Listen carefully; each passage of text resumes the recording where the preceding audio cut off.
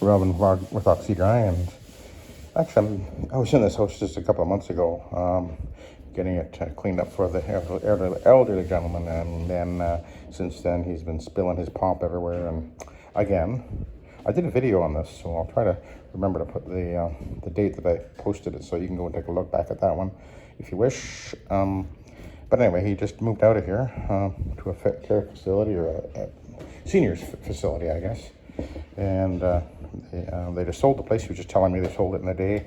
And then one of the conditions was they wanted the carpet cleaned. Fair enough, because he's put a few more spills on here since I was here. So let's clean it up.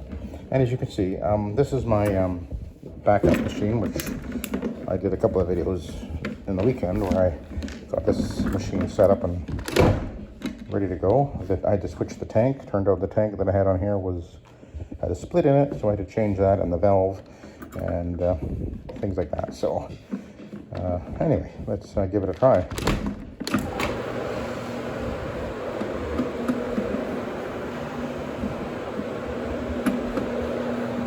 It does feel a little bit different.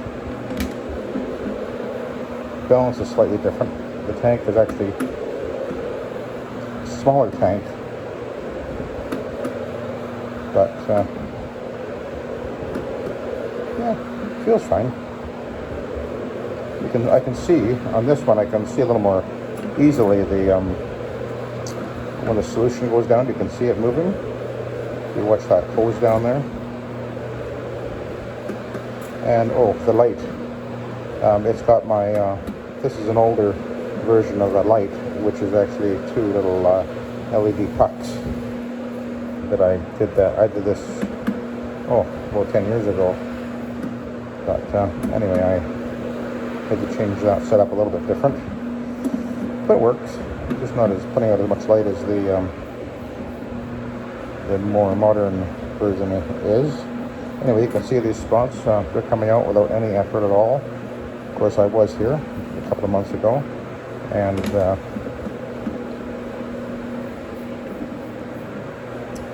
of course, when I clean, the cleaning solution, which is Nanomax, has a built-in, as it were, anti-resoiling protector, AFT, and that makes a difference when cleaning. And I did do a little light pre-spray with my trigger sprayer with some Suspend, which is a pre-spray, which means it lowers the surface tension.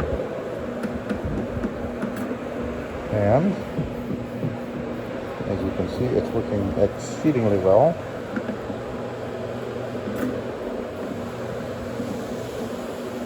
He apparently fell and broke his arm, and I guess he cut his arm. There's a couple of blood spots right where I'm at right now. And right now I can actually not see them anymore.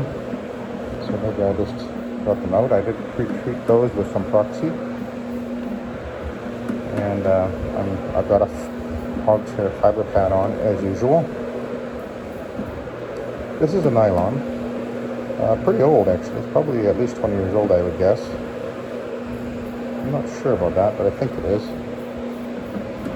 But I've got this room and then a little room over there to do, which was kind of like his little office.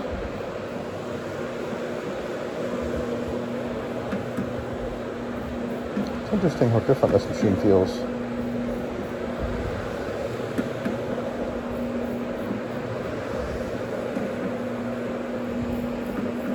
It feels very, very solid. That's the nice thing about this type of machine. You know, you lock the handle in place, and then, you know, the thing is just so solid feeling.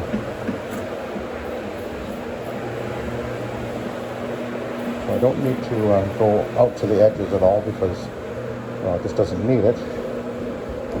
But let's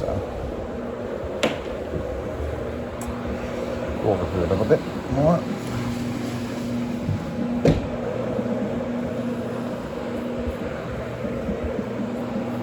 I want to go back over here and double check where that blood was.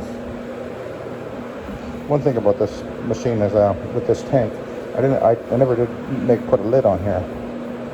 So I may have to figure something out if I'm going to use this thing very much But I ordered the parts for the green machine, and I should get them in within a couple of weeks or whatever, and get it back on the road. We're looking good. Looking really good. Okay, let's switch this out.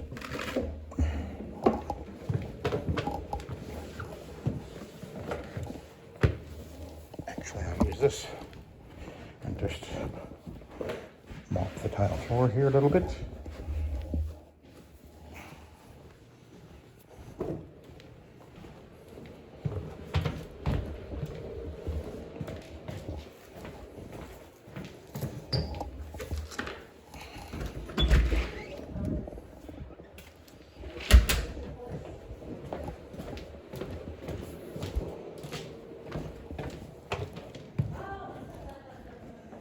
I was going to talk to her about the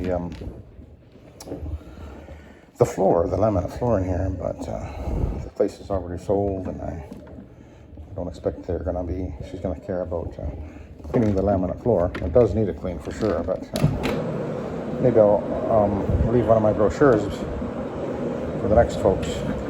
But I got a feeling they might want to clean that laminate floor. It does need a good cleaning.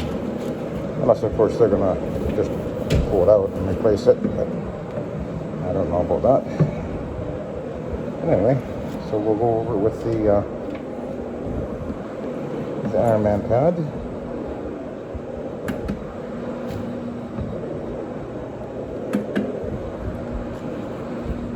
Now, one of the things I had to do to get this thing to work is I had to I replaced the valve and the stem, which goes down to the valve. Depending on the valve's type, some of them have a shorter connection on them, some have longer. And anyway, when I went to put it together,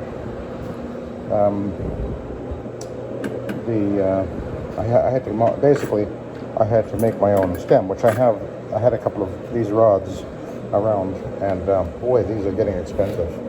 This is copper, solid copper, and it's not cheap. One of these things, I think it's like $30 or so for 3 feet. That's getting a little crazy. But anyway, fortunately, I only need one of those things very occasionally.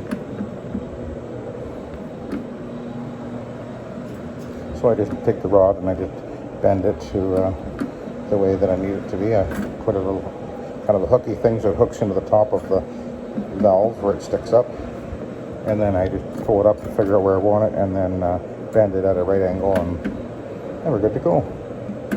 Very simple. That's the nice thing about the using the shower feed style, which is of course what I'm doing, is it's so simple. I mean, there's no pump to deal with, there's no electrical wiring to deal with. It's a very simple mechanical device. There's basically only one moving part in the valve, which is the plunger itself, which has a spring. So when you pull on it, it pulls the valve off of the seal, allowing the solution to pass by. And then as soon as you release your pull right here, then the spring just pushes it back down in place, and it seals it to the off position.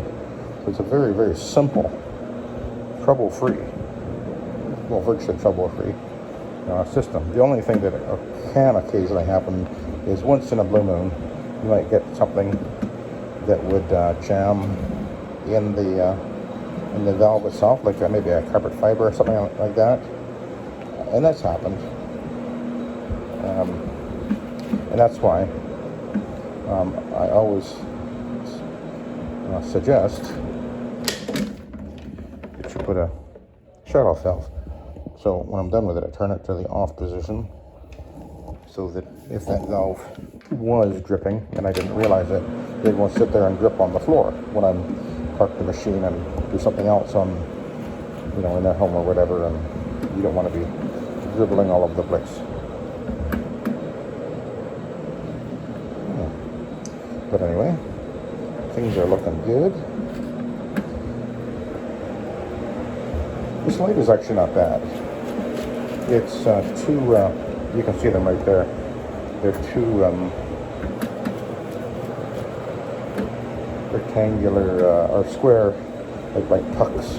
They're meant to go like under counter or whatever.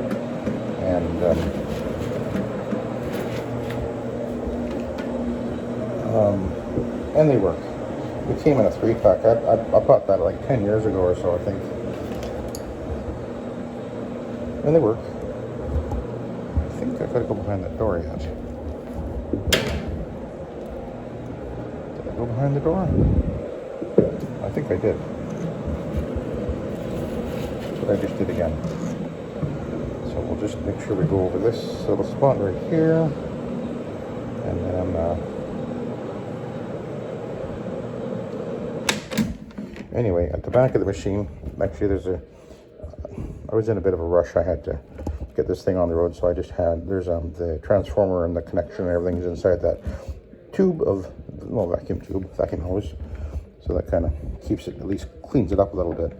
And then the lights, I'll show you the lights. There they are. And they work. Better than not having a light. I have my other machine, which I showed you the other day, but it has no light on it, and I didn't want to. It's a smaller tank, too. This is a little bit larger tank, so it's a little bit better as far as into a bigger place. But anyway, this machine is working just fine. So let's go over here.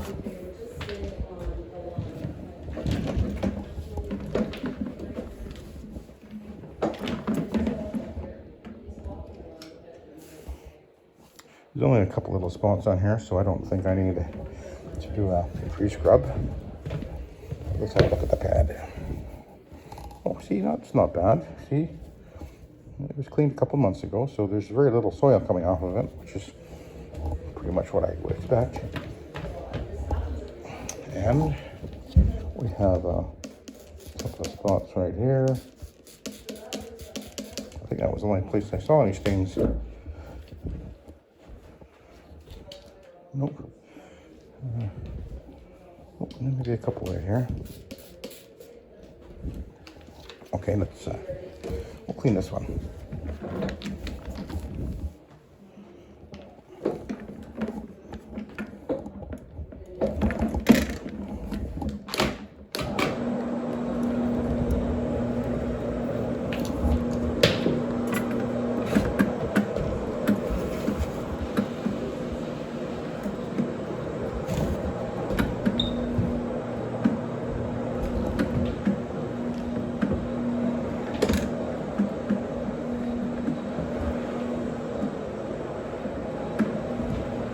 I'll get into the deposit.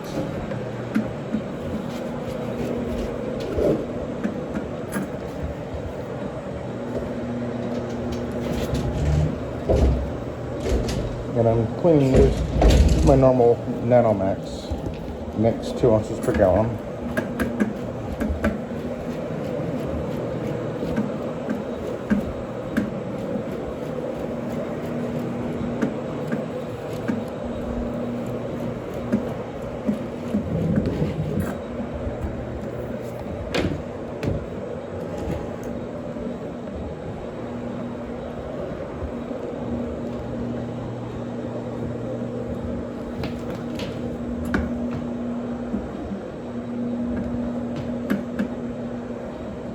Now, I mentioned the other day, actually, when I was switching over, that something that for some reason I had it in my head that these machines are actually drawing 10.5 amps. But right on the back of this machine, there's the label, tells me that it's pulling 9 amps, which is really quite astonishing when you consider it's a 1.5 horsepower motor, and it's only pulling 9 amps. Because most rotaries are usually pulling at least 12 or 15 amps. And this one's only 9, which is really amazing. But this is a European-made machine, and I think that maybe it's just the way that they would do the windings in them or something. or the quality of the windings, I don't know, but or the copper wiring in there, I don't know, but anyway, 9 amps is that's not very much amps. So anyway, we're going to head back over this way, and then we'll take a look. I can still see those little spots there a little bit. Put a bit more suspend on there.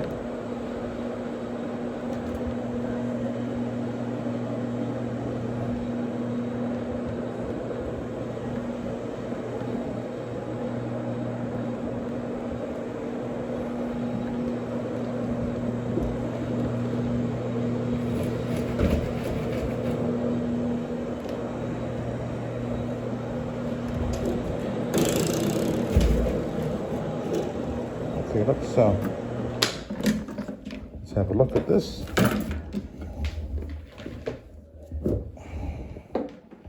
Again, hardly any darker. So I'm not really pulling much actual soil off the carpet because it was cleaned a couple of months ago. So that's not a surprise. So other than the spots that were on there, it really doesn't look bad. Which were caused by his pop. He likes to drink his pop and then he's dribbling it all over the place, apparently. So, I'll let you go. So thank you very much for watching and have a good day.